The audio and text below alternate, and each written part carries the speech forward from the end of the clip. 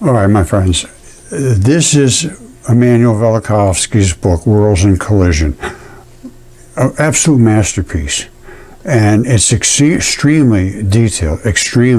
So I'm just going to give you a real pop here. This is about Venus. And I've talked about Venus literally being born from the feared god Jupiter. Now let's hear what Velikovsky has to say. Here goes. Introduction to the Old Testament. Chapter 1. The most incredible story.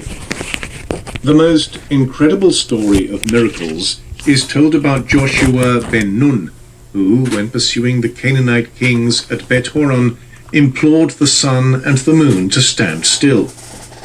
And he said in the sight of Israel, Sun, stand thou still upon Gibeon, and thou, moon, in the valley of Ajalon. And the sun stood still, and the moon stayed, until the people had avenged themselves upon their enemies. Is not this written in the book of Jasher? So the sun stood still in the midst of heaven, and hasted not to go down about a whole day. Joshua chapter 10, verses 12 to 13. This story is beyond the belief of even the most imaginative or the most pious person. Waves of stormy sea may have drowned one host and been merciful to another. The earth could crack asunder and swallow up human beings. The Jordan could be blocked by a slice of its bank falling into the bed of the river. Jericho's walls, not by the blast of trumpets, but by an incidental earthquake, could have been breached. But that the sun and the moon should halt in their movement across the firmament, this could be only the product of fancy, a poetic image, a metaphor, a hideous implausibility when imposed as a subject for belief, a matter for scorn. It manifests even a want of reverence for the Supreme Being. According to the knowledge of our age, not of the age when the book of Joshua or of Jasher was written, this could have happened if the earth had ceased for a time to roll along its prescribed path. Is such a disturbance conceivable? I want to say something right now. Yes, it is conceivable. And it's because of magnetic fields against magnetic fields. If you're spinning this way with your magnetic field and it comes here and stops your magnetic field, you get, I don't know, for a whole day, but I suppose. And then you would start rolling again. And you literally roll through the space that's around us.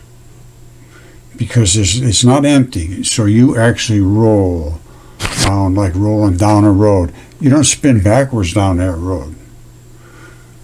So it is conceivable, yes. No record of the slightest confusion is registered in the present annals of the earth. Each year consists of 365 days, 5 hours, and 49 minutes. A departure of the Earth from its regular rotation is thinkable, but only in the very improbable event that our planet should meet another heavenly body of sufficient mass to disrupt the eternal path of our world. It is true that aerolites or meteorites reach our Earth continually, sometimes by the thousands and tens of thousands, but no dislocation of our precise turning round and round has ever been perceived. This does not mean that a larger body or a larger number of bodies could not strike the terrestrial sphere. The large number of asteroids between the orbits of the planets Mars and Jupiter suggests that at some unknown time another planet revolved there. Now only these meteorites follow approximately the path along which the destroyed planet circled the sun. All right, there's a point I want to make is I believe that the impact into Mars was so severe that it could have put these things, of course, the asteroid belt, all these things. I don't know. But it pushed a ton of stuff out into space, absolutely. They could probably figure out with AI now how much stuff is missing from that Marianas Trench. I think that's what they call it. But let's listen to this now. Possibly a comet ran into it and shattered it. That a comet may strike our planet is not very probable, but the idea is not absurd. The heavenly mechanism works with almost absolute precision. But, unstable, their way lost, comets by the thousands, by the millions revolve in the sky, and their interference may disturb the harmony. Some of these comets belong to our system. Periodically they return, but not at very exact intervals, owing to the perturbations caused by gravitation toward the larger planets when they fly too close to them. But innumerable other comets, often seen only through the telescope, come flying in from immeasurable spaces of the universe at very great speed and disappear, possibly forever. This is 1950. What he's talking about right now is that 3I Atlas. They come in an unbelievable speed. Well, here, let me bounce it back. This is nice. This is a beautiful thing. And I contacted these people. They said, yeah, go ahead and use it. And very, very nice. Through the telescope, come flying in from immeasurable spaces of the universe at very great speed and disappear, possibly forever. Some comets are visible only for hours, some for days or weeks or even months. Might it happen that our Earth, the Earth under our feet, would roll toward perilous collision with a huge mass of meteorites, a trail of stones flying at enormous speed around and across our solar system? This probability was analyzed with fervor during the last century. From the time of Aristotle, who asserted that a meteorite which fell at Potami when a comet was glowing in the sky had been lifted from the ground by the wind and carried in the air and dropped over that place, until the year 1803, when, on April the 26th, a shower of meteorites fell at L'Aigle in France and was investigated by Biot for the French Academy of Sciences, the scholarly world, and in the meantime there lived Copernicus, Galileo Galilei, Kepler, Newton, and Huygens, did not believe that such a thing as a stone falling from the sky was possible at all, and this despite many occasions when stones fell before the eyes of a crowd, as did the aerolite in the presence of Emperor Maximilian and his court in Ensisheim, Alsace, on November the 7th, 1492. Same thing happened then as happens now. They could see the evidence. They said there's no question it happened. But they say no. We said it's never going to happen, and it did happen, and they just disregard the truth. As did the aerolite in the presence of Emperor Maximilian and his court in Ensisheim, Alsace, on November the 7th, 1492. Only shortly before 1803, the Academy of Sciences of Paris refused to believe that, on another occasion, stones had fallen from the sky. The fall of meteorites on July the 24th, 1790, in southwest France, was pronounced un phénomène physiquement impossible. Since the year 1803, however, scholars have believed that stones fall from the sky. If a stone can collide with the Earth, and occasionally a shower of stones too, cannot a full-sized comet fly into the face of the Earth? It was calculated that such a possibility exists, but that it is very unlikely to occur.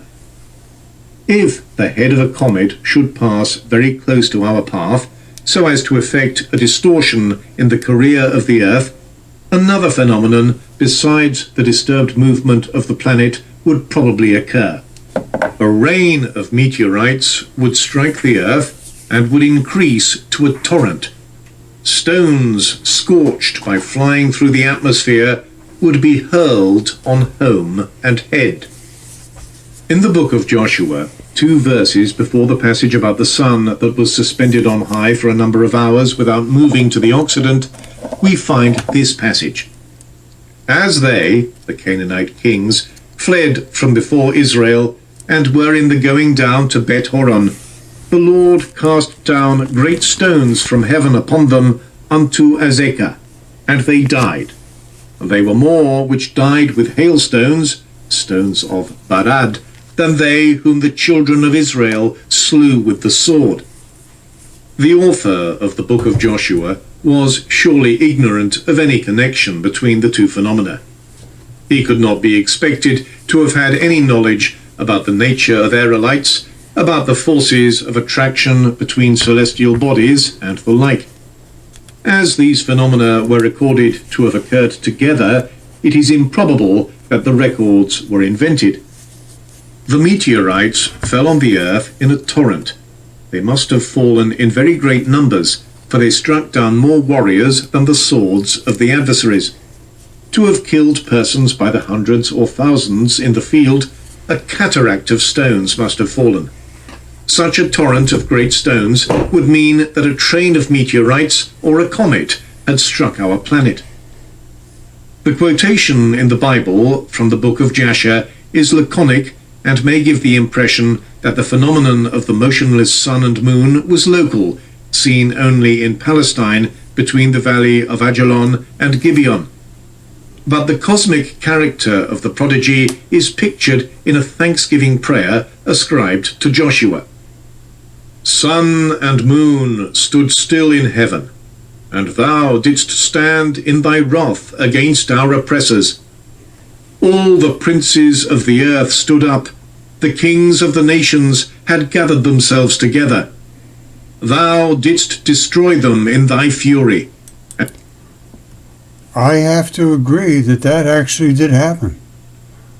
And Venus was born literally from Jupiter, from the Great Red Spot. I've shown that many times. It's very, very hard to dismiss that.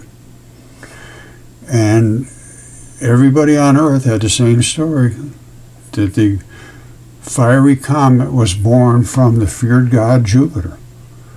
And it caused havoc on the earth.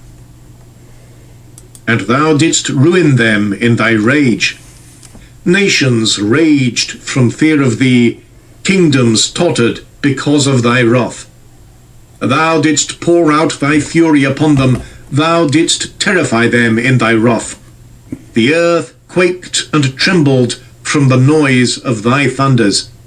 Thou didst pursue them in thy storm, thou didst consume them in the whirlwind. Their carcasses were like rubbish. I have to agree, this is exactly what happened, as far as I can determine, because of the three layers, the Triassic layers of the Earth. Triassic means a red bed, gray clay over that, and then a black cap over that. And the red bed is the boiled flesh that settled as mud, basically. Then above that was a gray clay, which is mostly plant material and stuff like that, floaty stuff. And then above that was the fallout of all the ash and all that. And I have that here. And I have an exceptional one here, because it has a human footprint in the middle of all three of those layers. So all three of those layers happen to be done at the same time. Hold on, I'll show you and then we'll continue here. Okay, my friends, I am in the Connecticut Valley Rift Basin area on a special little slope that would almost like filter out things. And boy, I'll tell you, there's a lot of biology here. And it has the lower red bed, gray clay above that, and a black cap above that. So you got red bed, gray clay, black cap. This is worldwide. It's everywhere in the world. 100% of the world has that three layers. And I had a guy comment the other day, he does excavations. He says, yeah, he says, you're right. Every single time I do it, those three layers are there. And but they are there. There's no question about it. And nobody's disputing that. It's called the Triassic, three layers. All right. I have this foot here, and that is a foot. and that's where the flex is in the front. This is the red bed. Now, it should have been all the way across here flat, red bed. Then above that was the gray clay, which is up here. Well, a guy with a foot like this, with no toes, I call them no toes because they have no toes, stepped on the gray clay, which was wet, and it made a perfect impression of his foot, and it pushed it down through the red bed, which was also wet. So it was... This happened at the same time that happened, and this black cap came over the top of that because it's absolutely flawless. So all of the things that they say about history and about the Triassic is not correct. This happened, I believe, 1500 BC, just as exactly as Velikovsky says. Okay, I'm going to go back to basically what Velikovsky's talking about, and of course I'm going to interrupt him here and there when I find evidence that supports the things he's saying. But because the things he was saying before, they're just so crazy, nobody could believe it. But now we have the technology to see this stuff, actually prove it. The wide radius over which the heavenly wrath swept is emphasized in the prayer, "All the kingdoms tottered." A torrent of large stones coming from the sky, an earthquake, a whirlwind, a disturbance in the movement of the earth, these four phenomena belong together. It appears that a large comet must have passed very near to our planet and disrupted its movement. A part of the stones dispersed in the neck and tail of the comet smote the surface of our Earth a shattering blow. If Venus was born, literally born, from a vagina, it would be Venus, and there would be an umbilical cord, which is made out of the most tough stuff there is, in little chunks, and then there would be a placenta. And it would hit the earth, and all of that rain of tail, which is nothing more than the umbilical cord, and all those little, and it is very, very tough stuff in that. It would hit the earth, and then the manna that fell for a certain time around the earth could have been the actually placenta. I mean, it just gets crazy, but, and there was blood and hydrocarbons and all kinds of things. Velikovsky explains it. Now, let's get back to him and let him explain it. Here goes. Planet and disrupted its movement. A part of the stones dispersed in the neck and tail of the comet smote the surface of our Earth a shattering blow. Are we entitled, on the basis of the book of Joshua, to assume that at some date in the middle of the second millennium before the present era, the Earth was interrupted in its regular rotation by a comet? Such a statement has so many implications that it should not be made thoughtlessly. To this I say that, though the implications are great and many, the present research in its entirety is an interlinked sequence of documents and other evidence, all of which in common carry the weight of this and other statements in this book. All right, so he's saying, I have all the documents. Everybody said the same thing. Well, now we have the evidence. All right, Velikovsky's claim was that Venus was literally born from the feared god Jupiter, which is just gigantic. They could change themselves into anything they wanted. They can make themselves from male to female. All Ovid talks about this. This is not unknown in the ancient stories, which they call myth. Now, this is it's spinning. It's all that soup is going with it, and this is a mound. It's called a Venus mons because it's just exactly a vagina. It's a vagina, and it hits that mound and it swirls. That's what the swirls are. It's just not a storm. I'll show you what it is, and I don't mean to be pornographic, but this is just what it is. It's a vagina. All right, that's a vagina, and you can even see the hairline here. And here's what locks it in for me, is this right here. That's a stem of anchor. And it anchors in with this little spot here.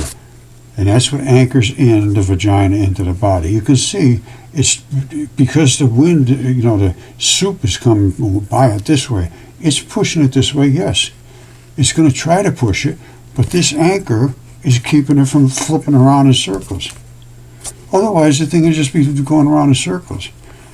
That right there is a strap and an anchor. And I'm going to show you one anatomically. I'm sorry, it's going to be extremely graphic, so don't look if you don't want to look. But it's going to show this exact same thing, only it's straight up and down, because it's not being pushed. The one I'm going to show you anatomically is exactly that, with the strap coming down, which is the tie-in to the body, and it's not being pushed. That's why it'll be straight up and down.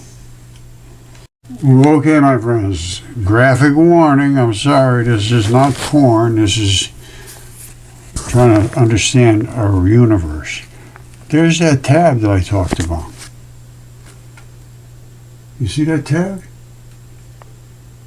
It's right there. Same one, only it's going this way because it's trying to push it this way. And this is the Venus Mons. Whoops. This is the mound that the stuff has to come around. And it makes it twist like this, but everything else is exactly identical. And that strap there is not going to be there for no reason. It's there because it is a vagina.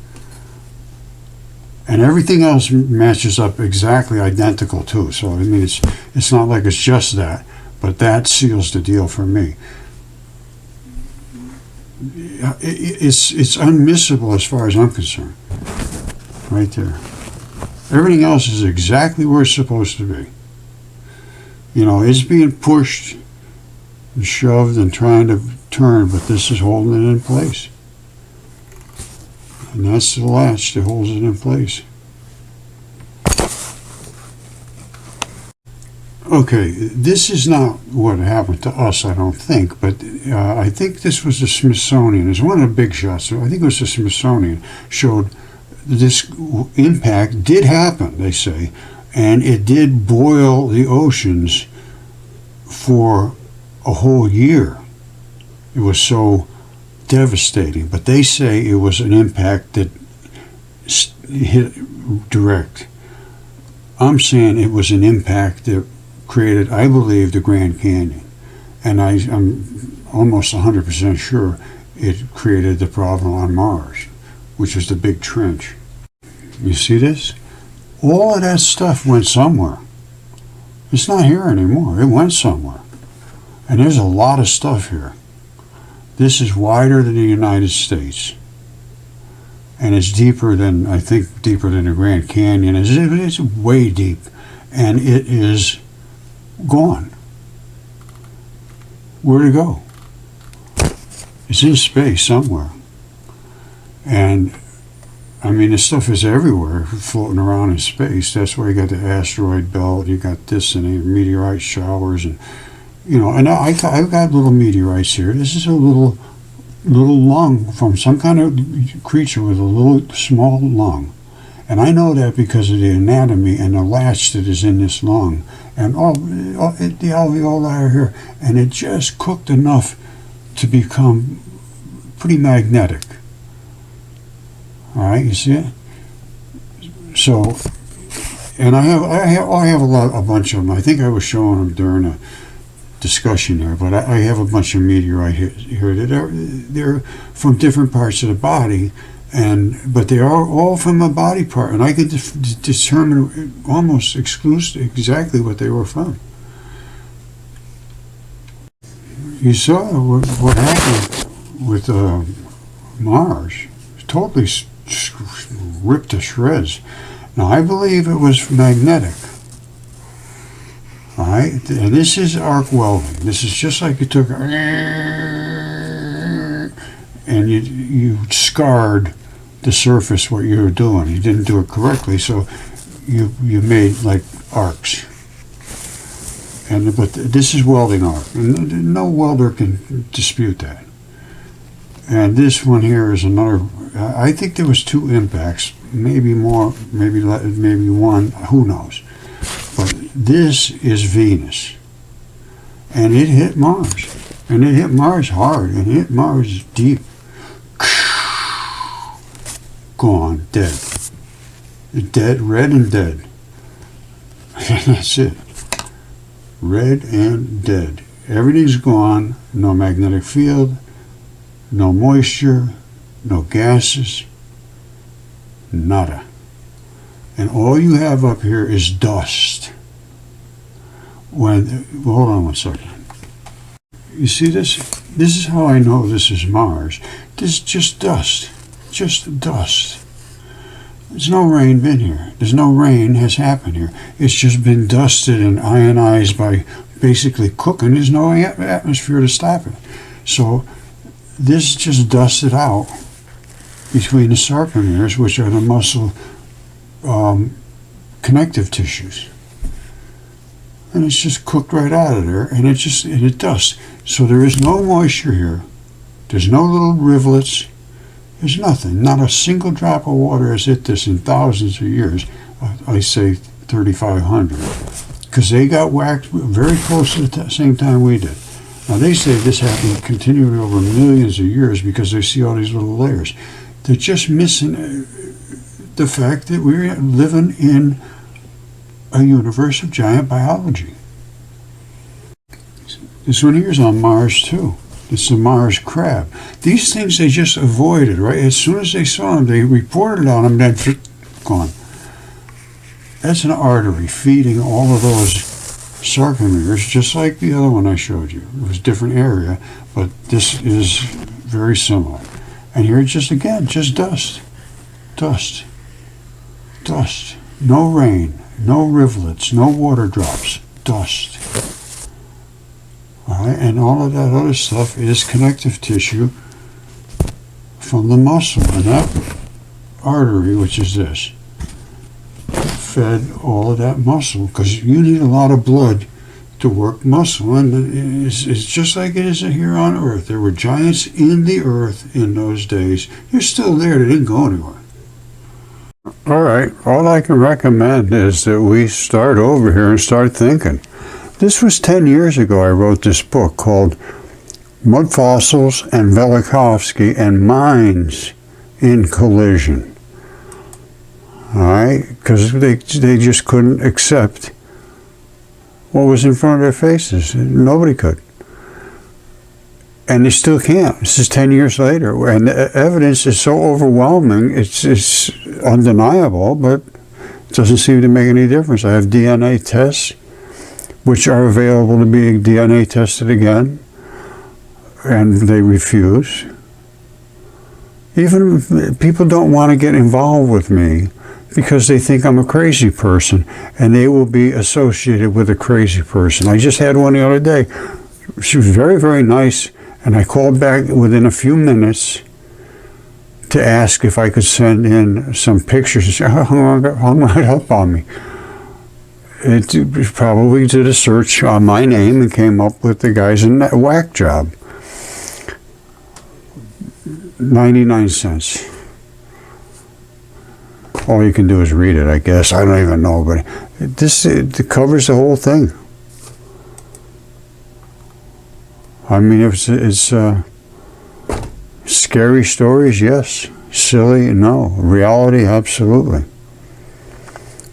And Velikovsky was literally attacked. And then I said, well, that is going to stop right now. The academic bullies and book burners are about to be exposed in these pages. Now the fun begins. Well, it never did begin. They could just keep you quiet. They just keep you from speaking. And that's what happened. So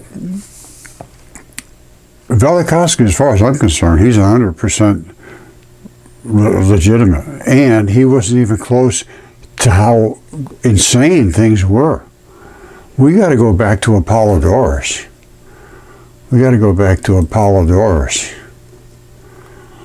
And I mean, it doesn't get any crazier than this. You got the birth of Zeus, war of the Titans, the Olympian gods, Typhon, Prometheus. And it has the same flood, it has the same ark story, it has the whole thing. So, and this was 800 BC or so. This was coming down from pretty much from Hesiod, and Ovid put the whole thing together a little later. But this was about 200 BC, I think, Apollodorus. 800 BC was Hesiod, and he was a sheep herder and daughters of Zeus, who was literally sent his daughters down there, or his daughters just ran into him and said, "Here, we want you to write the story of our heritage." And they gave him a marvelous laurel rod and started writing. And he wrote the Theogony, which is the beginning of the cosmos. And he also wrote another one called Works and Days, I think. Works and Days, I think. Hold on. Yep.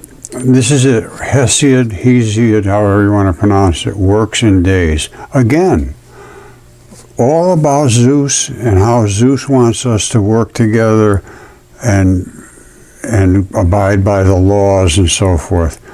So he wrote Works and Days, and then he wrote Theogony.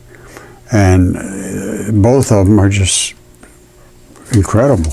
And again, these, as far as I know, were some of the earliest texts, at least some of them. And I believe, if this is true, these were dictated to him. Not necessarily dictated to him, but he knew what to write, divine inspiration by the daughters of Zeus. They give him a marvelous laurel rod. And it just wrote, and he wrote 15 books. I forgot, a bunch of books. No, I was thinking of Ovid. He wrote the 15 major books. Hesiod wrote Works and Days, Theogony, and the Shield of Hercules. Okay, I am going to start looking at these things a little more carefully. And they're talking about several of Hesiod's works have survived in their entirety. I mean, flawless. Theogony, which tells the origin of the gods, where they came from, their lineage, how they came down. And it starts with the gods being the earth and the heavens mated. And then it just became crazy.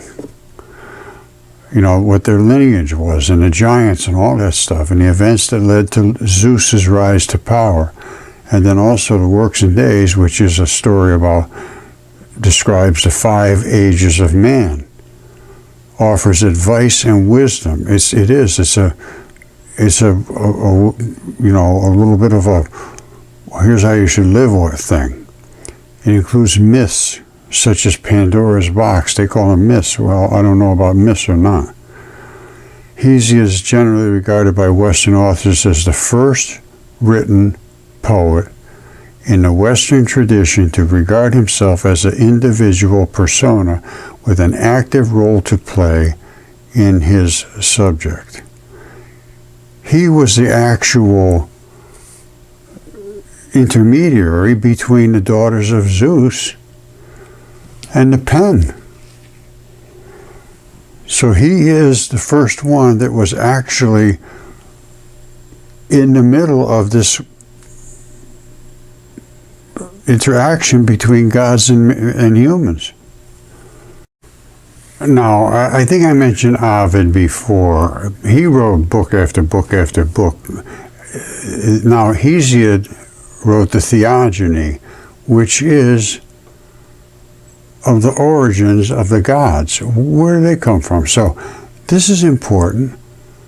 Zeus's rise to power, works in days.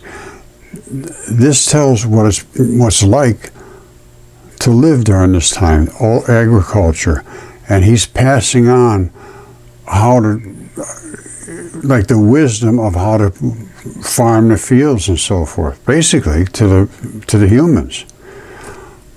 It appears to me. And this goes back to mostly Greek, and they're talking about modern scholars refer to him as a major source on Greek mythology. Well, it's not mythology, it was truth. Farming techniques, early economic thought, archaic Greek astronomy, cosmology, ancient timekeeping. He did everything because he was told how to do it by the gods. And then he wrote about it. He wrote. They told him to write, and he wrote. Now, like I said before, I read everything. I don't sit down specifically and read the Bible. I pick up passages here and there, and people say to me, "Oh, you can't understand it if you don't read it page by page by page." I couldn't remember that well anymore. So for me, it's a piece by piece. But the Nag Hammadi text, it's a whole library of books. I think there's 52 different texts that go back to when Jesus was walking on the earth here. And they stored them in jars and hid them in the desert. They were just discovered in 1945. So they're unmolested for 2,000 years. And now all of a sudden, we're looking at them and reading them. And this one here is from the Nag Hammadi library. It's called The Gospel of Truth. The Gospel of Truth is joy to those who have received from the Father of Truth the gift of knowing him by the power of the Logos. Logos means reasoning, thinking, logic, by the power of logic. Knowing him. You have to know by logic. To me, and I think that's what it's saying. Right? Who has come from the pleroma? That's the sky. And who is in the thought and the mind of the Father? It must be Jesus. He it is who is called the Savior, since that is the name of the work which he must do for the redemption of those who have not known the Father. The ones that have not been raised religiously, basically, to me, you can think of it that way, knowing God, he's coming to try to save them. For the name of the gospel is manifest of hope, since that is the discovery of those who seek him. You have to seek, and I'm seeking, I'm looking every which way I can look. So, and these go on quite long, these texts. And the other one, the one that is I refer to regularly, is the Gospel of Thomas. It's another one from the Nag Hammadi text. And these were complete texts. These were like books. And he said, Jesus said, those who seek should not stop seeking until they find. You know, the rabbit hole goes deep, but you got to keep going. When they find, they will be disturbed. My stuff is disturbing. I know that. And that's why people get upset. It is disturbing.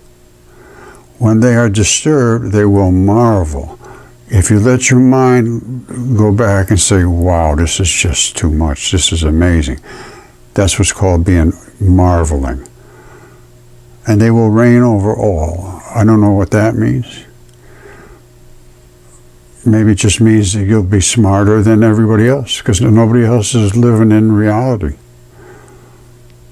I would say that's reigning over the people that have no clue about reality. I don't know. and after they have reigned, they will rest. Well, he talks about know what's in front of your face. What's hidden from you will be disclosed to you. There's nothing hidden that will not be revealed, and nothing buried that will not be raised. And there's a lot of things here there's no way in the world I can explain them. But I have started to learn more and more about what he's saying. And he's saying a lot of things that I felt right along. Like number 39 is one that gets me right here. Jesus said the Pharisees and the scholars, those are the religious leaders and the scholars, the big shots, have taken the keys of knowledge and have hidden them. They have not entered, nor have they allowed those who want to enter to do so. As for you, be as sly as snakes and as simple as doves. Well, I couldn't do that. There's probably a way I could have made this work easily or better, but probably not. I don't know. I'm not very sly, and I'm pretty simple, I guess. I'm simple. There's no problem with that. But sly, I don't think I'm very sly. I just say what's true. If it's true, it's true. Here's another one. He said, number 50, about light. I've been saying it right along. Jesus said, if they say to you, where have you come from? Say to them, we have come from the light. We have come from the light. From the place where light came into being by itself. Think about that. We have come from the light, the place where light came into being by itself, established itself, and appeared in their image. The only place I know is the sun. The sun is radiating every single particle into space, and it ends up collecting into planets and all kinds of things, heat and all that stuff. So we are from the light. We came from the light where it established itself and appeared in their image. Well, if they say to you, is it you? Say, we are its children. We're the children of the light. We are the chosen particles of the living Father. We're the chosen particles. Just think, all this stuff here, that's not living. All those are the same particles, but they're just, for some reason, Jesus or God or whoever it was gave us life. So they say we are its children. We are the chosen of the living Father. If they ask you, what is the evidence of your Father? And you say to them, it is motion and rest, which is just like these things are at rest and we're at motion. Number 56, listen to this. I've said that the earth is just basically a carcass. It's just a glob of dead stuff. Jesus said, whoever has come to know the world has discovered a carcass. Has discovered a carcass, yes. I agree with that. That's 56, and number 80, I think it is.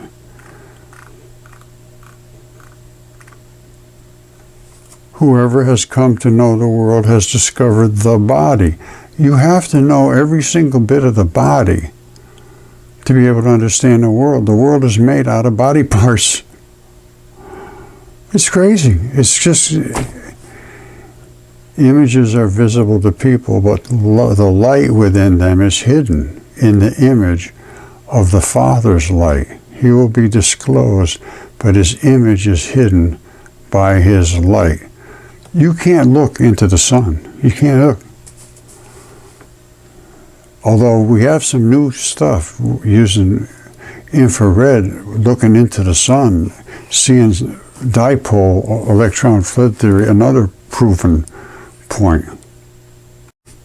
Everything they talk about is the great light, treasury of the light, this is the energy that makes the universe work, is light. And then there's the dark matter. It's dipole electron flood theory. There's only two particles that exist. There's a white one, which is everything that's energetic.